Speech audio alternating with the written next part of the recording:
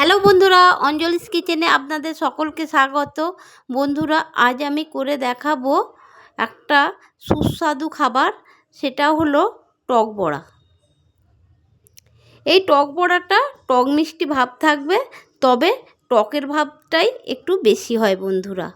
মিষ্টিটা থাকে একটু অল্প অল্প। যাই হোক, কীভাবে আমি বানাচ্ছি টক বড়াটা আপনারা দেখতে থাকুন। প্রথমে একটা বোল নিয়ে নিয়েছি, বোলের মধ্যে কিছুটা আমি বেসন নিয়ে নিলাম।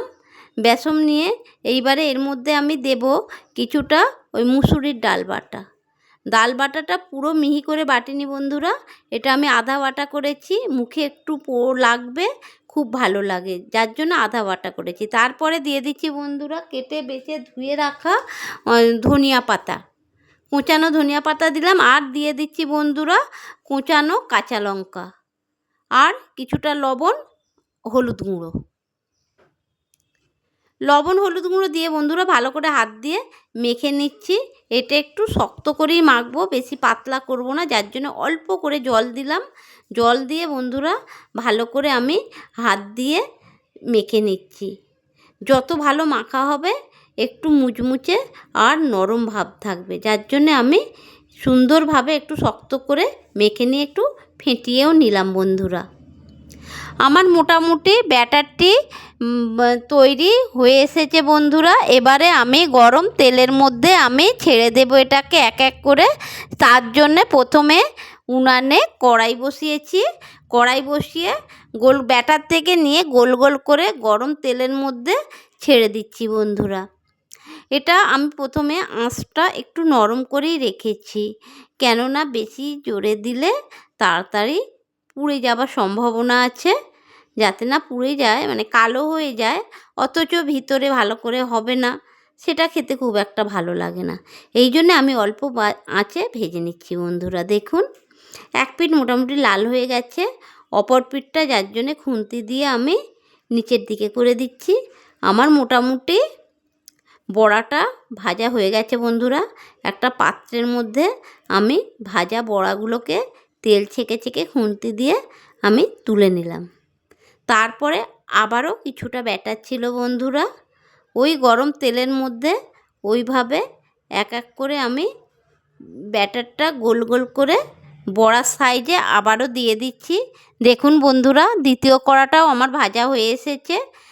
এইবারে তোলার পালা, সেটাকেও আমি খুন্তি দিয়ে তেল ঝরিয়ে ঝরিয়ে আগের মতো করেই আমি সমস্ত বড়াগুলো ওই প্লেটের মধ্যে তুলে নিচ্ছি বন্ধুরা।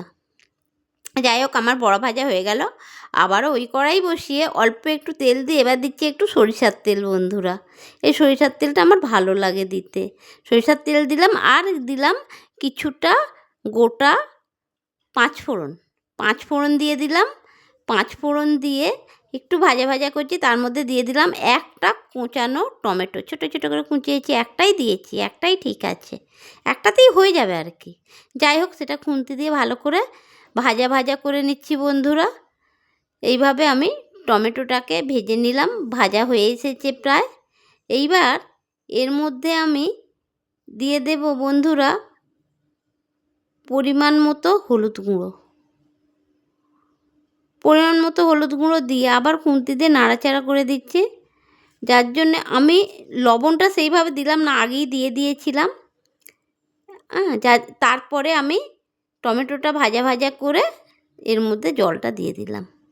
জল দিয়ে বন্ধুরা খুন্তি দিয়ে ভালো করে নাড়াচাড়া করে দিচ্ছি।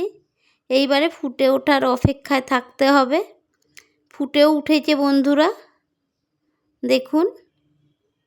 এইবার যে ফুটে উঠেছে, এর মধ্যে আমি এবারে দিয়ে দেব কিছুটা তেঁতুলের কাঠ। যেহেতু বলেছি টক বড়া, যার জন্যে টকটা ভাব বেশি রাখতে হবে, এই জন্যে পাতলা করে তেঁতুলের কাঠ দিয়ে দিলাম বন্ধুরা। আর দিয়ে দিচ্ছি বন্ধুরা কিছুটা চিনি, কেন অল্প অল্প মিষ্টি ভাব থাকবে তো, চিনিটা দিয়ে দিলাম কিছুটা। এইবারে খুন্তি দিয়ে একটু নাড়াঘাঁটা করে দিচ্ছি।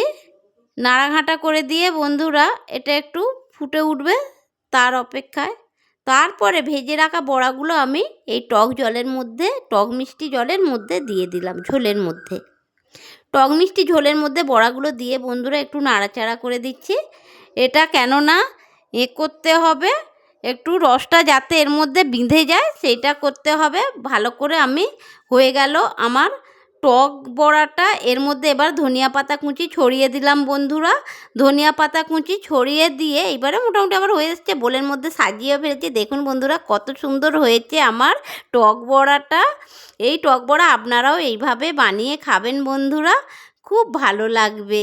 খুব সুন্দর খাবার বন্ধুরা, অল্প অল্প মিষ্টি, বেশি বেশি টক, এই জন্যেই এর নাম হয়েছে টক বড়া বন্ধুরা।